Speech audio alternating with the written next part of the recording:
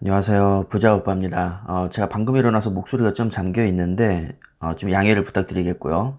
바로 미국 증시 한번 간단히 살펴보겠습니다. 다우존스가 1.4% 오르긴 했는데, 사실 이건 우리 투자자분들에게는 그렇게 큰 의미는 없을 겁니다. 중요한 건 나스닥인데, 나스닥이 초반까지는 잘 나가다가 갑자기 또 하락 반전을 했습니다. 그래서 0.04% 살짝 빠지긴 했는데, 뭐 이 정도면 보합이라고 봐야겠죠.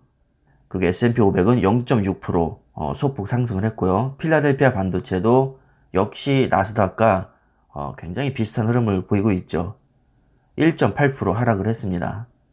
그래서 결론적으로 국내 투자자들이 집중적으로 투자를 하고 있는 나스닥과 필라델피아 반도체가 빠졌기 때문에 체감적으로 느끼기에는 빠졌다고 보는 게 맞을 것 같습니다. 요즘에 제가 매일 업데이트하고 있는 게 있죠. 바로 미국 10년 채권 수익률인데 한 달 그래프를 펼쳐봤더니 거의 뭐 짧은 기간 동안 2배 이상이 올랐습니다. 그래서 이것 때문에 요즘 기술주들이 폭락을 했었죠. 그런데 놀랍게도 지금 1.52%도 그렇게 높은 수치가 아닙니다. 이전 기간과 비교를 했을 때는 여전히 저점에 해당이 되지만 너무 짧은 기간 동안에 급등을 했기 때문에 사람들이 깜짝 놀란 겁니다. 뭐든지 단기간에 크게 변화가 오면 사람들이 일단은 경계심을 갖게 될 수밖에 없겠죠. 그래서 증시에도 악영향을 줬다고 보는데 냉정하게 생각을 해봤을 때는 지금 1.52%가 뭐 그렇게까지 높은 수치는 아닙니다. 다행히 요즘에는 조금 진정이 되는 듯한 분위기고요. 그리고 사고를 너무 많이 우려먹었기 때문에 이제는 그렇게까지 크게 영향을 주지는 않을 겁니다. 자, S&P 500 맵을 한번 볼까요? 역시 대형 기술주들이 약세를 보이고 있죠. 국내 투자자들이 가장 사랑하는 마이크로소프트, 애플, 구글, 페이스북, 아마존, 그리고 테슬라까지 오른 종목이 하나도 없고요. 1% 미만으로 하락폭이 크지는 않지만 그래도 조금씩 다 하락을 했습니다. 반도체주들도 다 전멸이죠. 엔비디아, 인텔, 마이크론, AMD, 퀄컴까지 오른 종목이 하나도 없습니다. 그럼 오늘 뭐가 올랐냐? 어제 많이 빠졌던 금융주와 에너지 관련주가 많이 올랐습니다. JP모건과 뱅크 오브 아메리카가 2%대 상승했고요. 웰스파고는 거의 4% 올랐습니다. 그리고 전체적으로 봤을 때도 하락한 종목보다는 상승한 종목이 더 많습니다.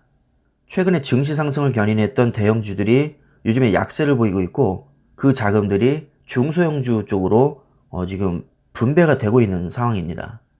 여러분들이 잘 알고 계시는 아크인베스트의 수장인 캐시우드 누님이 오히려 이런 현상은 장기적으로 봤을 때 좋다고 얘기를 했었죠. 아크인베스트는 거의 혁신적인 기술주 위주로 투자를 하기 때문에 사실 이번 하락장에서 타격이 굉장히 컸거든요. 그런데도 오히려 장기적으로 봤을 때는 건전한 주식시장을 형성을 하고 기술주들이 더 치고 나갈 수 있는 발판을 마련할 것이다. 뭐 이런 취지로 얘기를 하는 것으로 봐서는 역시 멘탈이 보통이 아닌 것 같습니다. 저는 개인적으로 충분히 일리 있는 말이라고 생각을 합니다. 자, 이번엔 필라델피아 반도체를 볼까요? 1.8% 정도 빠졌는데 역시 뭐 평균치는 거짓말을 하지 않습니다. 두 종목 빼고는 전부 다 하락을 했고 특히 TSMC는 2%, 마이크론은 4% 넘게 빠졌습니다. 어제는 6% 넘게 급등을 해서 저는 삼성전자가 좀 많이 오르지 않을까 기대를 많이 했었는데 웬걸 완전히 주저앉아 버리면서 마이너스 전환을 해버렸죠. 다른 날이라면 그래도 좀 이해를 하겠는데 나스닥과 필라델피아 반도체가 그렇게 많이 올랐는데도 오히려 빠지는 것을 보니까 저도 솔직히 힘이 좀 빠지긴 했었습니다. 오늘은 애초에 기대를 하지 말라고 이렇게 필라델피아 반도체도 빠져주고 있는데 주식이라는 게 또 알 수가 없죠. 이런 날 만약에 상승을 해준다면 정말 기분이 좋겠지만 그래도 냉정하게 생각을 해봤을 때는 상승을 기대하기에는 지금 발목 잡고 있는 부분이 너무 많기 때문에 기대하기에는 조금 무리가 있을 것 같습니다. 제가 오늘 삼성전자를 비롯한 국내 증시도 약간 비관적으로 보는 이유가 일단은 나스닥과 필라델피아 빠졌죠. 그리고 원달러 환율도 최근 3개월 동안 가파른 상승세를 보이고 있거든요. 어느새 1142원까지 치고 올라왔는데 환율이 오르게 되면 외국인 입장에서 국내 증시의 매력도가 떨어지기 때문에 조금 빠지는 경향이 있습니다. 뭐 한마디로 반비례 관계로 이해를 하시면 되는데 이게 생각보다 영향이 꽤 큽니다. 그래서 이 부분이 요즘 주가의 상승을 발목 잡고 있는 큰 원인이라고 저는 생각을 하고 있습니다. 자, 그 다음에 정말 큰 게 하나 있죠. 바로 연기금 매도 폭탄인데 2025년까지 지속적으로 국내 주식의 비중을 줄이고 해외 주식 비중을 높이기로 이미 결정을 했습니다. 그래서 요즘에 말이 굉장히 많은데 실제로 지금 많이 빼고 있고 어제도 2,600억 이상 순매도를 했었죠. 지난 1년 동안에 국내 증시가 급등을 했기 때문에 사실 빼기에도 너무 좋은 타이밍입니다. 이게 국민연금 입장에서는 수익을 봐서 빼는 거니까 사실 욕할 거는 아닌데 국내 주식 투자자 입장에서는 굉장히 얄미울 수가 있다는 거죠.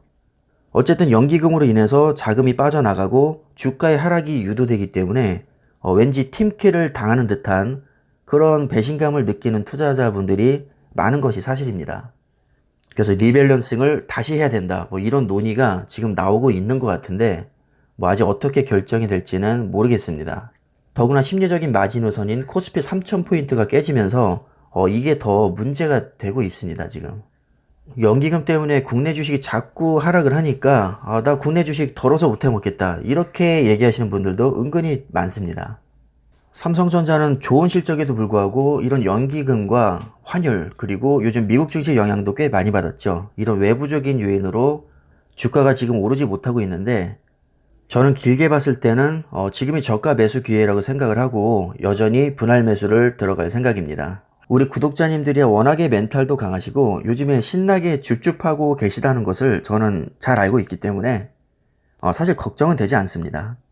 삼성전자가 역사적 최고점을 찍은 지 이제 딱 2달밖에 되지 않았습니다. 벌써부터 흔들리면 안 되겠죠. 주식에서 가장 중요한 것 중에 하나가 바로 인내심과 시간이죠. 이 어려운 시기를 잘 이겨내다 보면 반드시 좋은 날 올 거라고 생각합니다. 다 같이 힘내시길 바라겠고요. 오늘 하루도 화이팅입니다. 오늘 영상은 여기까지 하겠습니다. 감사합니다.